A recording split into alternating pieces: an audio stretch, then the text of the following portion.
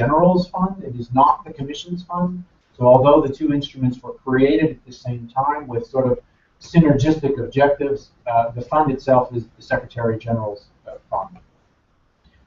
The fund has about $100 million per year, a little bit less, but that is our objective.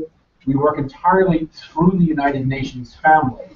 But perhaps what's interesting to try and think about is the positioning of the fund. The fund is really about assisting countries and not about supporting the United Nations. The way the fund works is that a country is declared eligible to access the fund's resources.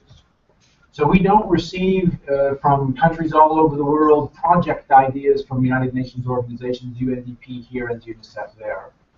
Rather, we encourage the Secretary General, we support the Secretary General to take a decision about whether a country as a whole is in such a position that it would benefit from the Peacebuilding Fund's resources.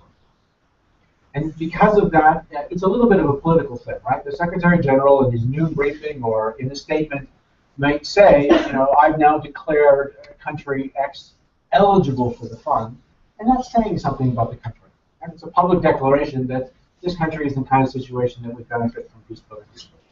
So there are, I mention it because there are countries where United Nations organizations would like to do work and maybe peacebuilding work, but where the country itself, the government, is perhaps less interested, or where we consider the United Nations Assistant Secretary General's office that the country is not particularly is not the right place to prioritize what are, of course, in these days scarce resources. Because we were created at the same time as the Peacebuilding Commission, and although, as I stated, we're the Secretary General's fund, it is not the Peacebuilding Commission's fund, we nevertheless accord a high priority to the Peacebuilding Commission. Countries that come on the Peacebuilding Commission's agenda are automatically eligible for the fund, and through time, a little bit more than half of our resources, of all our resources, have gone to the countries that are on the agenda of the Commission.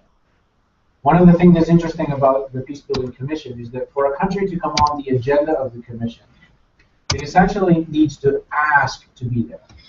So whereas the Security Council, for example, may decide on its own that a particular country deserves or merits its attention because of its threat to global or regional peace, for the Peacebuilding Commission, a country needs to say, we're in such a situation that we would like the extra attention of this intergovernmental body sitting in New York. That's happened 6 times so far. The first 2 countries to come on the agenda of the Commission were Sierra Leone and Burundi back in 2007. Then came Guinea-Bissau and Central African Republic, and most recently in 2010 and 11 came Liberia and Egypt. I'll come back to talk about them. That's my introduction about the fund. I'll certainly talk about it a little bit more as we get into some of the examples and come back to it. So part 2 here is, and I fussed with the title of part 2, I guess it's how we work in a normal or hopeful scenario of post-conflict peace building. I should just add